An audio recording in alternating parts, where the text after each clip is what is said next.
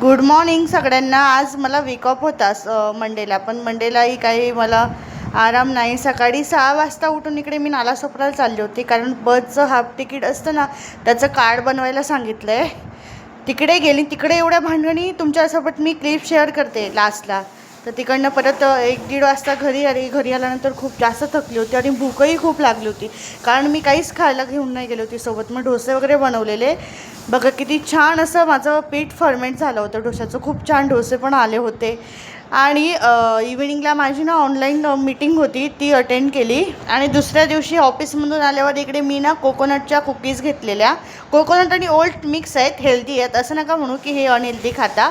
ओटच्या cookies आहे. आणि घरी आली बघा किती सारा पसारा होता. आणि हे बघा, हे ते कुकीज ओटच्या हेल्दी कुकीज होत्या. आणि बघा ही क्लिप तुमच्यासोबत शेअर